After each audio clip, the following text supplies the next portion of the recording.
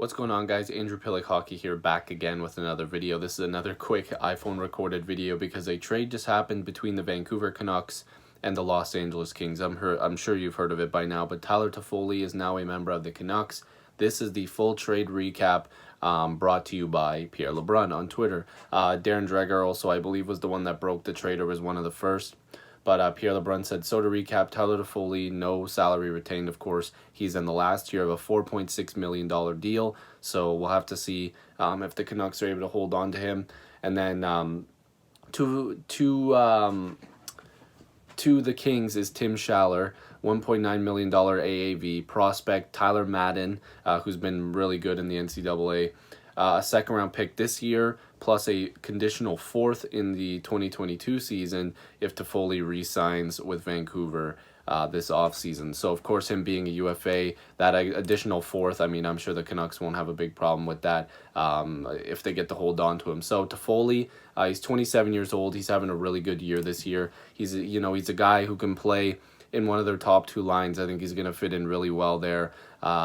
He's just a guy that can put up points. In 58 games this year, 18 goals, 16 assists for 34 points. So not too shabby, joining a Canucks team with a lot of offense there. He had 8 seasons in LA. He was drafted number 47 overall in the second round of the 2010 entry draft, 2010 NHL entry draft. So, he had a 3-year deal that's expiring now. So, again, the conditional fourth is if he re-signs. Schaller, who's going to the LA Kings, one of the players, has 5 goals and 1 assist in 51 games for the Canucks so far this season. This is his third NHL organization. He was with the Buffalo Sabres as well. Canucks fans weren't too worried about that. They were worried about the prospect. And Madden is a pretty significant prospect to go the other way. So if they do end up losing to Foley and they don't make a ton of noise going towards the playoffs, which I'll get to that in a second, this could be a little bit of a crappy trade for them to make because you're losing a high pick, a second rounder, plus a fourth rounder. You're not losing the fourth rounder. If he re-signs, you're losing the fourth rounder, in which that doesn't matter. But you're losing Madden, who is a pretty diamond in the rough type of player that they found. So he was selected in the 3rd round, but he's like really tearing it up right now for Northeastern University. 19 goals, 18 assists for 19 goals and 18 assists in 27 games. I have heard of him, but I never really did too much research. But if you just look at his numbers, I mean, it's self-explanatory. His numbers are pretty good, and Canucks fans are a little bit iffy on losing him. But I see a lot of people saying, why are the Canucks making this risk? Well, right now, currently, as I'm recording this, they're second in the Pacific Division. They have 69 points, and they're literally 1 point away from the Edmonton Oilers, who are in first. And it is pretty tough because the wild card and the top 3 spots there are pretty damn close. But I do believe that the Canucks, with this addition, it only helps them. I think that it is a smart move. And I got to think Toffoli's going to like playing with the Canucks. Like, they have a lot of firepower up front.